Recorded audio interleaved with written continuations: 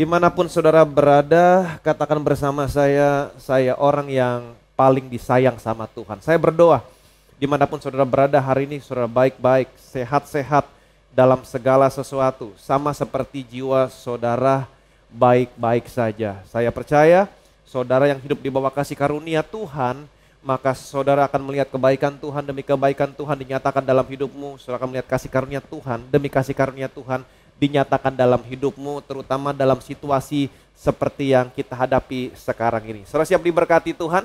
Kita lihat firman Tuhan dari Yeremia pasal 7 ayatnya yang ke-12.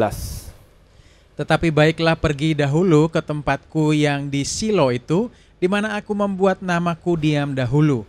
Dan lihatlah apa yang telah kulakukan kepadanya karena kejahatan umatku Israel. Tetapi baiklah pergi dahulu ke tempatku yang di Silo. Pertanyaan saya, tempat apakah Silo?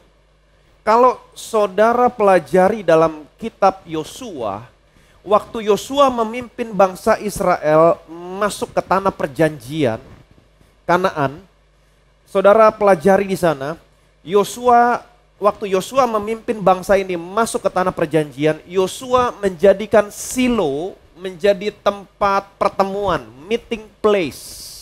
Yosua membangun kemah pertemuan di sana. Nah, apa yang menarik yang bisa kita pelajari yang terjadi di Silo? Kita lihat firman Tuhan, 1 Samuel 1 ayat 1 sama dengan ayat yang kedua. Ada seorang laki-laki dari Ramataim Sofim, dari pegunungan Efraim, namanya Elkana bin Yeroham bin Elihu bin Tohu bin Zuf, seorang Efraim. Orang ini mempunyai 2 istri, yang seorang bernama Hana dan yang lain bernama Penina. Penina mempunyai anak, tetapi Hana tidak. Di sini diceritakan ada seorang yang bernama Elkana. Elkana mempunyai 2 istri, yang pertama bernama Hana, yang kedua bernama Penina. Hana artinya grace. Betul? Sedangkan Penina artinya ruby. Ayat berikutnya, ayat yang ketiga. Orang itu dari tahun ke tahun pergi meninggalkan kotanya untuk sujud menyembah dan mempersembahkan korban kepada Tuhan semesta alam di Silo. Di sana yang menjadi imam Tuhan ialah kedua anak Eli, Hofni dan Pinehas. Nanti saudara akan menemukan bahwa kedua anak imam besar Eli yang bernama Hofni dan Pinehas, mereka berdua merupakan imam yang korup, imam yang tidak baik. Hofni terjemahannya adalah violence, sedangkan Pinehas artinya mouth of judgment. Perhatikan baik-baik, mimbar ini, mimbar gereja sesungguhnya adalah tempat untuk memberi makan jemaat. Mimbar adalah tempat untuk memberi makan saudara. Tetapi banyak orang yang menggunakan mimbar gereja untuk memukul.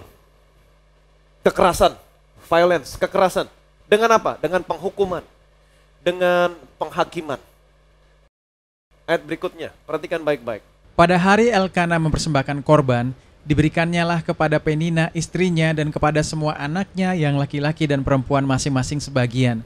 Meskipun ia mengasihi Hana, ia memberikan kepada Hana hanya 1 bagian, sebab Tuhan telah menutup kandungannya.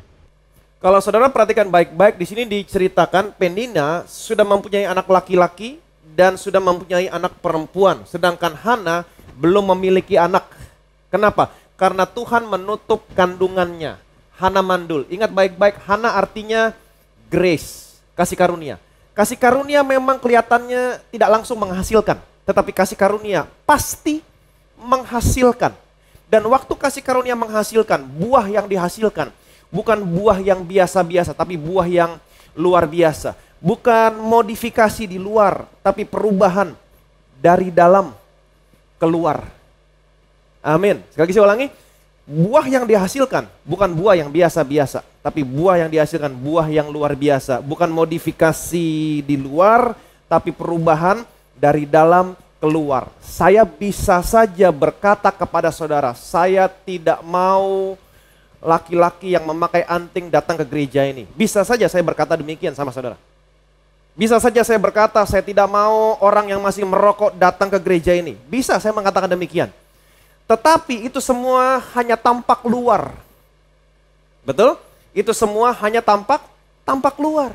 Modifikasi di luar. Nah, kalau saudara masih ingat di sekolah ada begitu banyak peraturan. Betul, terutama untuk yang wanita. Roknya harus di bawah dengkul. Betul. Kemudian kaos kakinya harus menutupi betis. Itu peraturannya. Tetapi apa yang terjadi? Waktu bel berbunyi, tet, apa yang terjadi? Roknya digulung sampai ke atas lutut. Kaos kaki digulung terus turun sampai kelihatan mata kaki. Perhatikan baik-baik. Ini semua hanya tampak luar. Perubahan jangan hanya terjadi di luar, tapi perubahan harus dimulai di mana? Di dalam. Amin. Ketika saya terus-menerus memberitakan kasih karunia, kelihatannya kasih karunia tidak langsung menghasilkan. Tetapi saya percaya kasih karunia akan menghasilkan. Saudara jangan paksa orang untuk berubah, tapi terus beritakan kasih karunia. Maka kasih karunia akan merubah seseorang dari dalam keluar. Nah, kalau saudara perhatikan baik-baik, perempuan-perempuan yang tadinya mandul dalam Alkitab, yang tadinya mandul contohnya siapa saja? Yang tadinya mandul, Sarah ibunya Ishak, Ribka ibunya Esau dan Yakub. Kemudian siapa lagi? Istrinya Manoah ibunya Simson, betul? Elisabeth ibunya Yohanes Pembaptis. Mereka tadinya adalah perempuan yang mandul, tapi waktu mereka menggunakan iman mereka, boom, anak yang dilahirkan bukan anak yang biasa-biasa. Demikian juga dengan Hana. Waktu Hana melahirkan Samuel, Samuel memiliki nilai rata-rata di antara anak-anak yang lain. Samuel penuh karisma. Nah, bukannya berarti supaya saudara punya anak-anak yang luar biasa, anak yang champion, saudara harus mandul terlebih dahulu, bukan itu maksud saya. Tetapi perempuan-perempuan yang tadinya mandul, waktu mereka ingin memiliki anak, apa yang mereka lakukan? Mereka berdoa. Mereka menggunakan iman mereka, mereka berdoa sungguh-sungguh dan Tuhan jawab doa mereka. Dan waktu mereka melahirkan anak-anak mereka anak-anak yang luar biasa. Sedangkan orang-orang yang normal, yang tidak mandul, waktu mereka mau bikin anak, mereka bikin aja langsung. Tidak berdoa. Tapi orang-orang yang perempuan-perempuan yang diceritakan dalam Alkitab yang tadinya mandul, waktu mereka ingin memiliki anak, mereka berdoa sama Tuhan. Dan anak yang dihasilkan adalah anak-anak champion. Demikian juga dengan Hana. Waktu Hana melahirkan Samuel, Samuel anak yang luar biasa. Perhatikan baik-baik. Pada suatu kali setelah mereka habis makan dan minum di Silo, berdirilah Hana sedang Imam Eli duduk di kursi dekat tiang pintu bait suci Tuhan. Dan dengan hati pedih, ia berdoa kepada Tuhan sambil menangis terseduh-seduh. Kemudian bernazarlah ia, katanya, Tuhan semesta alam, jika sungguh-sungguh engkau memperhatikan sengsara hamba-Mu ini dan mengingat kepadaku dan tidak melupakan hamba-Mu ini, tetapi memberikan kepada hamba-Mu ini seorang anak laki-laki, maka aku akan memberikan dia kepada Tuhan untuk seumur hidupnya dan pisau cukur tidak akan menyentuh kepalanya. Ketika perempuan itu terus-menerus berdoa di hadapan Tuhan, maka Eli mengamat-amati mulut perempuan itu. Dan karena Hana berkata-kata dalam hatinya dan hanya bibirnya saja bergerak-gerak, tetapi suaranya tidak kedengaran, maka Eli menyangka perempuan itu mabuk. Lalu kata Eli kepadanya, berapa lama lagi engkau berlaku sebagai orang mabuk?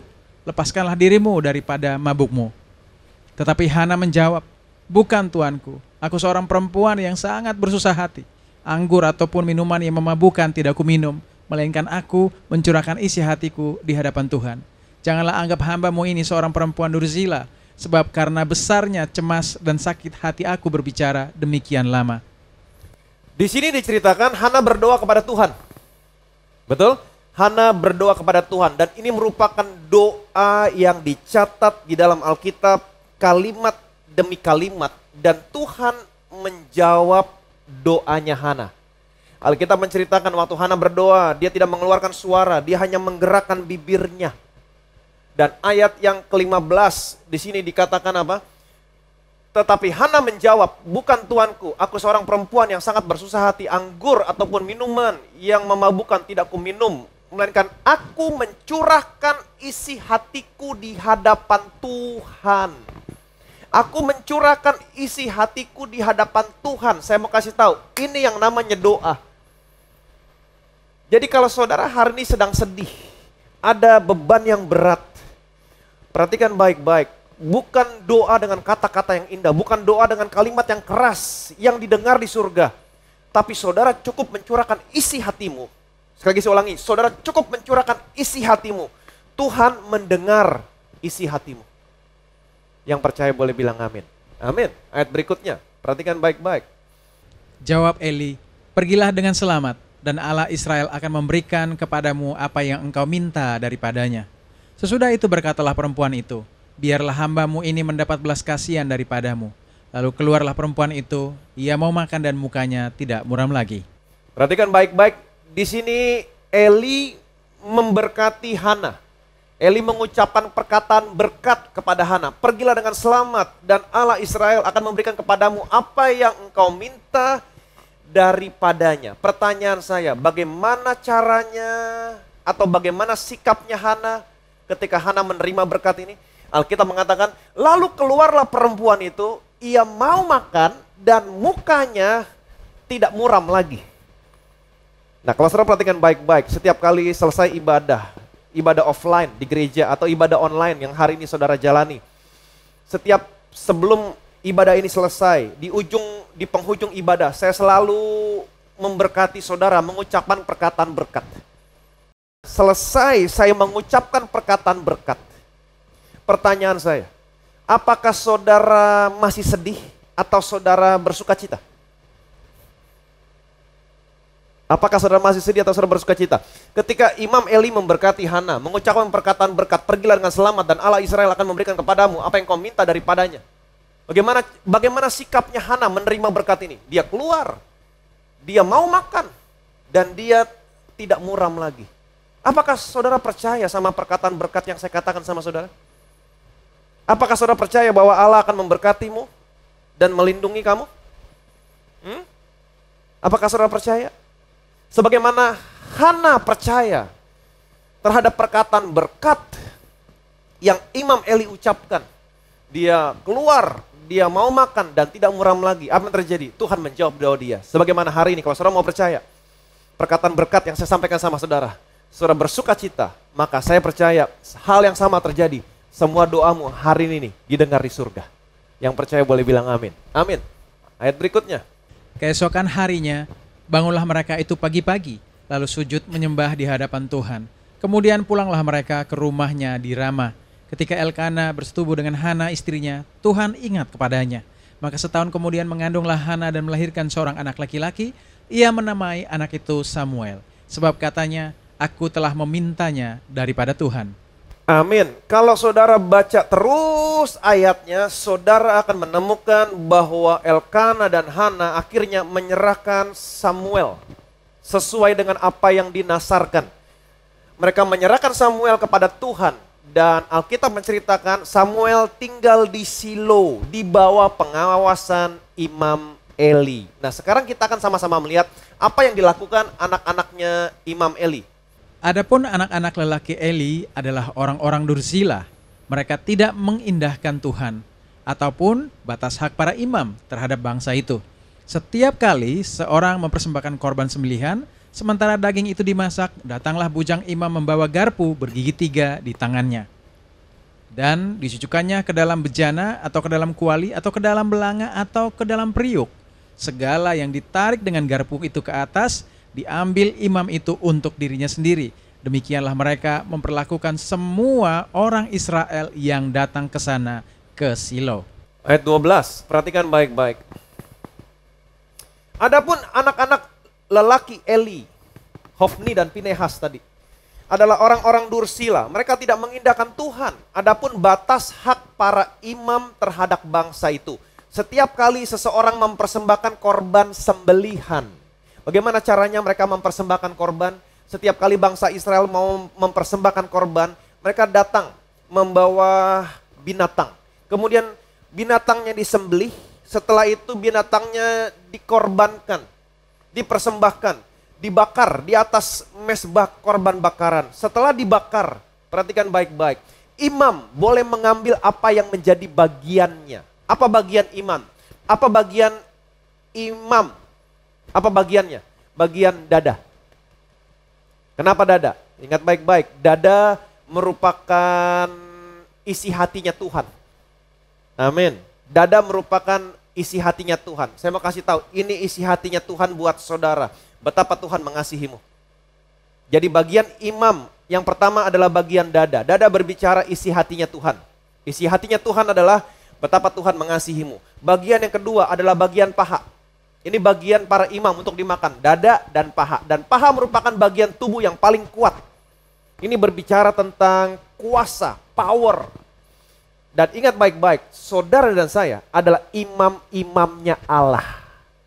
Pertanyaan saya, apa yang menjadi makanan saudara yang bisa memberikan kekuatan kepada saudara? Apa makanan saudara? Saudara imam-imamnya Allah. Apa makanan saudara? Kasih Tuhan. Dada. Kasih Tuhan. Amin. Dan bukan hanya kasih Tuhan, tapi juga apa? Paha. Kekuatan Tuhan. Power, kuasa. Jadi beri makan dirimu tentang betapa Tuhan mengasihimu. Dan juga tentang kuasa. Kalau saudara percaya betapa Tuhan mengasihimu dan memberikan kuasa kepadamu, ini yang memberikan kekuatan kepada saudara. Yang percaya boleh bilang amin. Amin. Selanjutnya dikatakan demikian. Bahkan sebelum lemaknya dibakar, bujang imam itu datang lalu berkata kepada orang yang mempersembahkan korban itu, berikanlah daging kepada imam untuk dipanggang, sebab ia tidak mau menerima daripadamu daging yang dimasak, hanya yang mentah saja. Apabila orang itu menjawabnya, bukankah lemak itu harus dibakar dahulu, kemudian barulah ambil bagimu sesuka hatimu? Maka berkatalah ia kepada orang itu, sekarang juga harus kau berikan. Kalau tidak, aku akan mengambilnya dengan kekerasan. Dengan demikian, sangat besarlah dosa kedua orang muda itu di hadapan Tuhan, sebab mereka memandang rendah korban untuk Tuhan. Ayat yang ke-16. Apabila orang itu menjawab, orang yang mempersembahkan korban, bukankah lemak itu harus dibakar dahulu? Kemudian barulah diambil bagimu sesuka hatimu. Saya mau saudara mengerti setiap korban yang dipersembahkan dalam perjanjian lama berbicara tentang kematian Tuhan. Dan saya mau kasih tahu ini sesungguhnya berbicara tentang perjamuan kudus. Bukankah lemak itu harus dibakar dahulu? Dibakar dahulu. Kemudian barulah diambil bagimu sesuka hatimu. Dengan kata lain, jangan dimakan mentah. Harus dibakar dahulu. Ini berbicara tentang perjamuan kudus. Kalau saudara menerima tubuh dan darah Tuhan, jangan dimakan mentah. Jangan sampai saudara menerima tubuh dan darah Tuhan tanpa pengertian apapun. Makan mentah. Tetapi saudara harus melihat Yesus dihukum oleh api murka Allah. Dibakar. Bujangnya berkata begini. Orang yang mempersembahkan berkata begini, bukankah lemak itu harus dibakar dahulu kemudian baru diambil bagimu sesuka hatimu? Jangan dimakan mentah. Amin. Paulus berkata begini, barang siapa makan dan minum tanpa mengakui tubuh Tuhan, itu sebabnya banyak yang lemah, yang sakit, dan tidak sedikit yang meninggal. Artinya apa? Saudara tidak terima benefit dari perjamuan kudus. Tetapi sebaliknya, kalau saudara makan mengakui tubuh dan darah Tuhan, tubuhnya dihancurkan untuk kesembuhan saya, darahnya tercurah untuk pengampunan dosa saya, maka yang terjadi adalah sebaliknya. Itu sebabnya banyak di antara kamu yang sehat, yang kuat, dan tidak sedikit yang divonis dokter mati, terima hidupnya kembali. Yang percaya boleh bilang amin. Jangan makan mentah. Jangan terima perjamuan kudus tidak memiliki pengertian apapun, mentah. Tapi saudara harus melihat bagaimana Tuhan Yesus dihukum oleh api murka Allah. Tubuhnya dihancurkan untuk kesehatanmu, darahnya tercurah untuk pengampunan dosamu. Saudara akan menerima benefit, sehat, kuat, dan banyak yang disembuhkan. Yang percaya boleh bilang amin. Amin. Ayat berikutnya, perhatikan baik-baik. Adapun Samuel menjadi pelayan di hadapan Tuhan, ia masih anak-anak yang tubuhnya berlilitkan baju efod dari kain lenan. Adapun Samuel menjadi pelayan di hadapan Tuhan, ia masih anak-anak yang tubuhnya berlilitkan baju efod dari kain lenan. Jadi saudara bisa melihat di tengah-tengah situasi yang gelap, di tengah-tengah imam-imam yang korup, Hofni dan Pinehas, saudara bisa melihat terang Tuhan. Tuhan membangkitkan seorang anak kecil, seorang anak kecil yang tulus melayani Tuhan. Amin. Saudara bisa melihat terang di tengah-tengah kegelapan. Dan saya mau kasih tahu sama saudara, kalau saudara melayani Tuhan, itu adalah suatu privilege. Suatu kesempatan yang luar biasa kalau saudara dan saya bisa melayani Tuhan. Amin. Sesungguhnya Tuhan bisa menyuruh malaikat-malaikatnya untuk melayani dia. Tapi kalau Tuhan memilih saudara untuk melayani Tuhan, ini merupakan satu kesempatan yang luar biasa. Itu sebabnya saya mau kasih tahu sama saudara, jangan mencari kesempatan dalam pelayanan. Tuhan bisa ganti saudara. Amin. Perhatikan baik-baik. Setiap tahun ibunya membuatkan dia jubah kecil dan membawa jubah itu kepadanya apabila ia bersama-sama suaminya pergi mempersembahkan korban sembelihan tahunan. Lalu Eli memberkati Elkana dan istrinya, katanya, Tuhan kiranya memberikan keturunan kepadamu dari perempuan ini pengganti yang telah diserahkannya kepada Tuhan. Sesudah itu pulanglah mereka ke tempat kediamannya. Dan Tuhan mengindahkan Hana, sehingga dia mengandung dan melahirkan 3 anak laki-laki dan 2 anak perempuan lagi. Sementara itu makin besarlah Samuel yang muda itu di hadapan Tuhan. Ayat yang ke-21, dan Tuhan mengindahkan Hana sehingga dia mengandung dan melahirkan 3 anak laki-laki dan 2 anak perempuan lagi. Sementara itu makin besarlah Samuel yang muda itu di hadapan Tuhan. Jadi saudara udah baca ceritanya, Hana dan Elkana menyerahkan Samuel untuk melayani Tuhan sesuai dengan nasarnya. Perhatikan baik-baik, kalau saudara memberi sesuatu kepada Tuhan, Tuhan tidak pernah mau berhutang. Dan Tuhan tidak akan pernah mengembalikan sama saudara dalam jumlah yang sama, selalu dalam jumlah yang lebih besar. Hana, Elkana menyerahkan Samuel dan Tuhan memberkati Hana dan dia mengandung, melahirkan 3 anak laki-laki dan 2 anak perempuan lagi. Amin. Saya mau kasih tahu sama saudara, kalau saudara memberi sama Tuhan, saudara harus mengharapkan sesuatu. Tapi banyak orang yang berkata, Pak, kalau saya memberi sama Tuhan, saya tidak mengharapkan apa-apa. No. Tuhan Yesus yang berkata, berilah, maka kepadamu akan diberi. Dengan suatu takaran yang baik, yang dipadatkan, yang digoncangkan, sampai tumpah keluar, itulah yang akan dicurahkan ke dalam ribaanmu. Yang percaya boleh bilang amin. Kalau saudara baca terus ayatnya, saudara akan menemukan betapa korupnya anak-anak Eli, Hofni dan Pinehas. Mereka menggemukkan diri mereka, mereka mengambil kesempatan di dalam pelayanan, mereka tidak mengindahkan Tuhan, mereka menghujat Tuhan. Dan sayangnya imam besar Eli tidak pernah menegur anak-anaknya. Dengan kata lain, Eli lebih menghormati anaknya daripada menghormati Tuhan. Itu sebab Tuhan berkata kepada imam besar Eli, aku akan mematahkan lengan kekuatanmu. Aku akan mematahkan lengan kekuasaanmu. Aku tidak akan pernah ada kakek dalam keturunanmu. Dan aku akan memilih imam kepercayaanku sesuai dengan kehendak hatiku dan sesuai dengan kehendak jiwaku. Kemudian kita menceritakan Tuhan menampakkan diri kepada Samuel.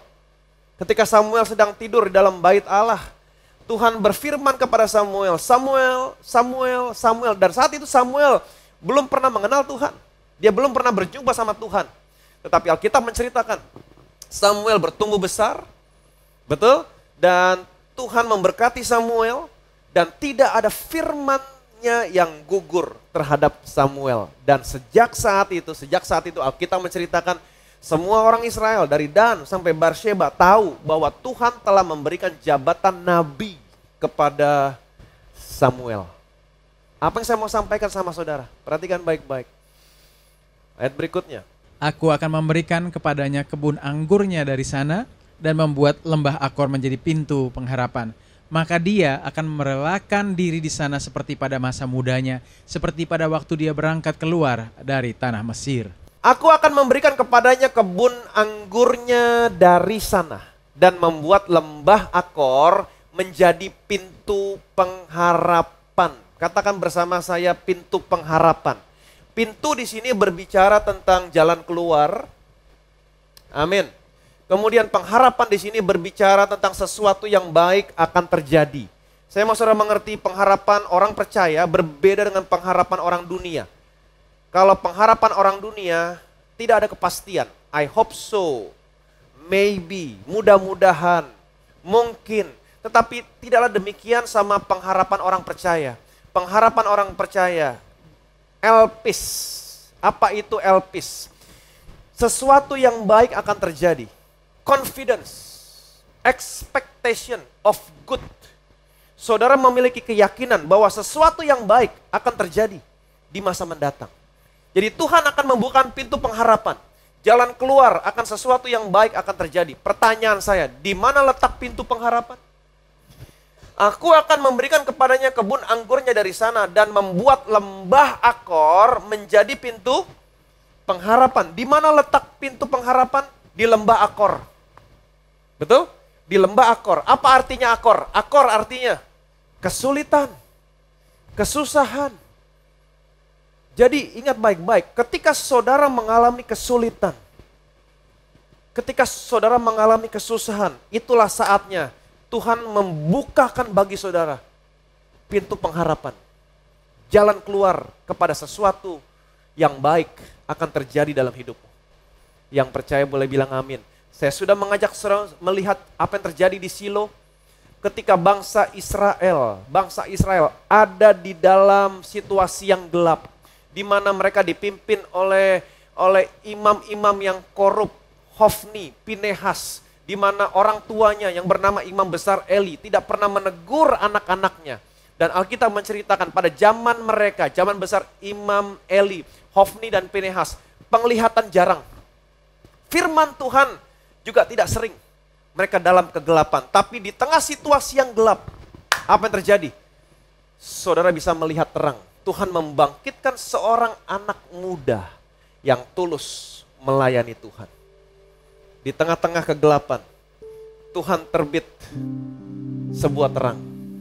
Demikian juga di tengah-tengah situasi yang sulit seperti sekarang ini. Saya mau kasih tahu sama saudara, jangan pernah takut, jangan pernah menyerah, jangan khawatir. Kenapa? Ada janji firman Tuhan yang Tuhan janjikan sama saudara hari ini.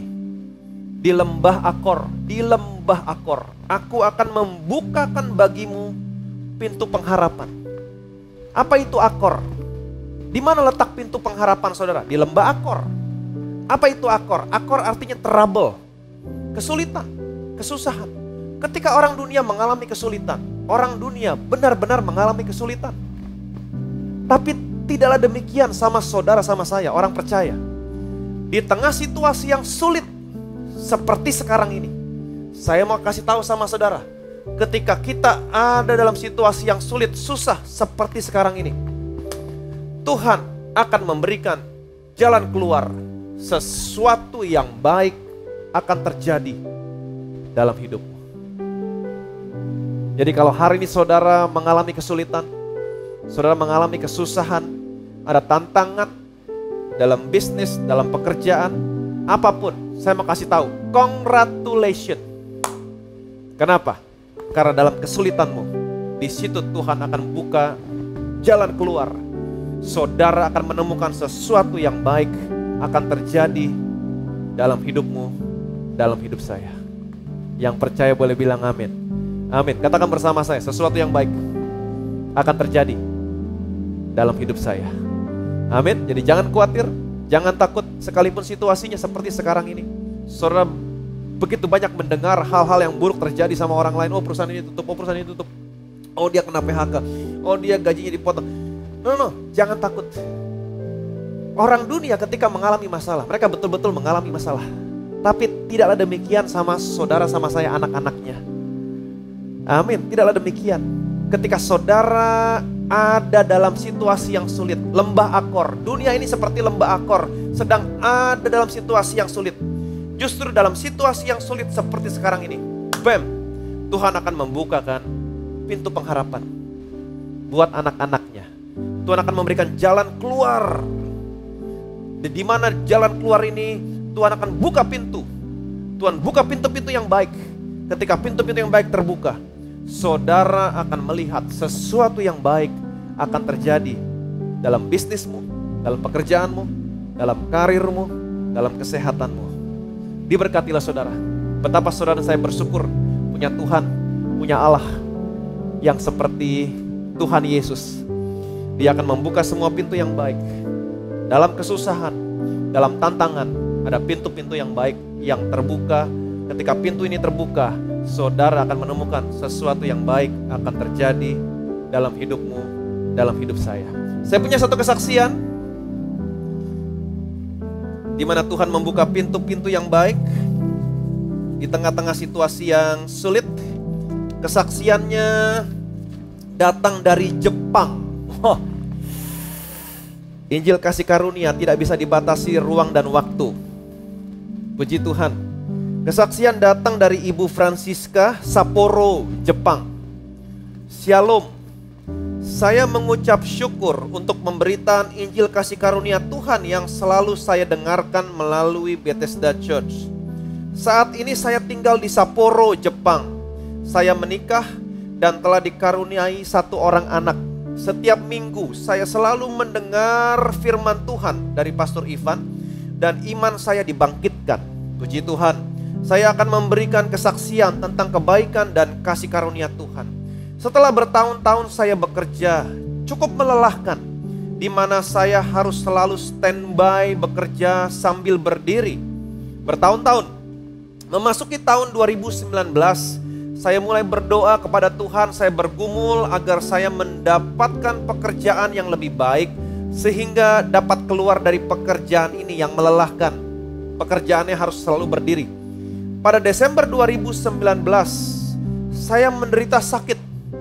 Dengkul saya bengkak karena ada cairan di dengkul saya dan akhirnya mengakibatkan saya tidak dapat bekerja dan harus berhenti dari pekerjaan saya. Januari 2020, hanya selang 1 bulan, saya mulai mengurus tunjangan karena saya telah bekerja lebih dari 3 tahun. Menurut sistem ketenaga kerjaan di Jepang, saya berhak mendapat tunjangan selama belum mendapat pekerjaan yang baru. Namun prosesnya sulit dan lama. Namun karena kondisi saya yang sakit, puji Tuhan, di tengah situasi yang sulit, Tuhan buka pintu. Amin. Saya mendapat kemudahan, ada jalan keluar.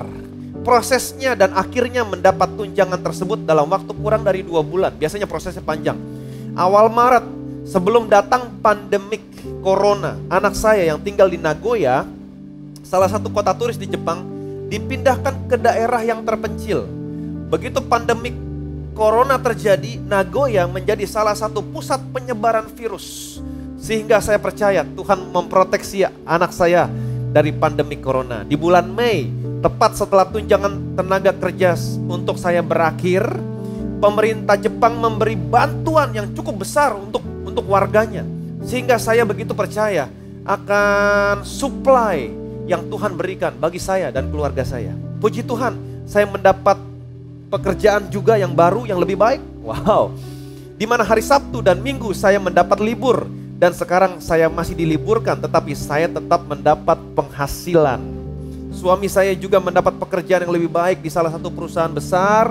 Saya juga selalu mengolesi suami dan anak saya dengan minyak urapan.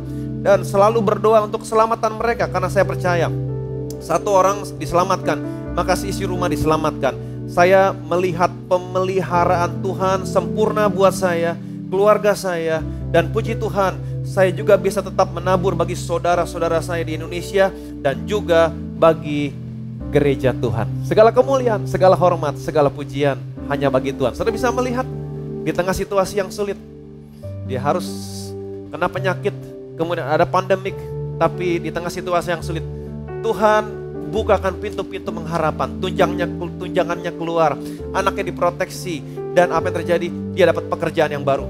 Sekalipun belum masuk, tapi dia sudah digaji. Wow, pemeliharaan Tuhan sempurna dalam hidup saudara, dalam hidup saya. Ketika dunia mengalami kesulitan, anak-anak Tuhan, ingat sekali lagi, jangan pernah takut, jangan khawatir. Justru ketika dunia yang sulit, lembah Akor, lembah kesulitan, ketika dunia dalam kesulitan, justru di situ Tuhan akan membuka pintu pengharapan buat anak-anaknya. Ada opportunity yang baru buat saudara, buat saya. Ada pekerjaan yang baru buat saudara, buat saya. Amin. Tuhan buka pintu pengharapan. Tuhan buka jalan keluar. Saudara akan menemukan sesuatu yang baik akan terjadi dalam hidupmu. Betapa saudara dan saya diberkati menjadi anak-anaknya. Kasih karunia Tuhan, demi kasih karunia Tuhan akan dinyatakan dalam kehidupanmu, dalam kehidupan saya, berlimpah-limpah. Diberkatilah saudara.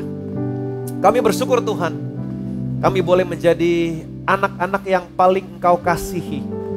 Sebagaimana kami adalah imam-imamnya Allah. Bagian imam dari korban adalah bagian dada dan bagian paha. Dan ini adalah makanan yang memberikan kekuatan kepada kami. Bagian dada berbicara tentang isi hatimu, betapa engkau mengasihi kami. Paha adalah bagian yang paling kuat dari tubuh, berbicara tentang kuasa, power. Dan kami percaya Tuhan, ketika kami memberikan diri kami dengan makanan, betapa Tuhan mengasihi kami. Kami adalah orang yang paling disayang sama Tuhan. Maka kami percaya, ini yang memberikan kekuatan kepada kami, anak-anak-Mu Tuhan. Di tengah situasi yang sulit seperti sekarang ini, ketika kami menyadari dan kami percaya betapa Engkau mengasihi kami, maka ini yang akan memberikan kekuatan kepada kami. Dan kami percaya karena Engkau mengasihi kami, ketika dunia dalam lembah kekelaman, akor, Engkau akan membukakan pintu pengharapan bagi kami, jalan keluar, di mana kami akan menemukan hal-hal yang baik akan terjadi dalam setiap kehidupan kami. Kami berdoa Tuhan, masalah apapun, kesulitan apapun yang anak-anak-Mu hadapi hari ini, pergumulan apapun, tantangan apapun yang mereka hadapi hari ini, ketika mereka ada di lembah akor, kami percaya Engkau akan membukakan pintu-pintu pengharapan buat mereka. Engkau akan membukakan pintu-pintu yang baik. Engkau membukakan jalan keluar untuk tantangan mereka. Engkau membukakan jalan keluar untuk setiap permasalahan mereka. Dan ketika Engkau membukakan pintu-pintu pengharapan, mereka akan menemukan sesuatu yang baik akan terjadi dalam seluruh aspek kehidupan mereka. Mereka akan melihat penyertaan-Mu yang sempurna. Mereka akan melihat penyertaan-Mu yang sempurna, pemeliharaanmu yang sempurna, berkat-berkat-Mu yang sempurna dalam setiap kehidupan mereka. Segala kemuliaan, segala hormat, segala pujian hanya bagi-Mu. Dalam nama Tuhan Yesus kami berdoa. Sama-sama kita katakan amin.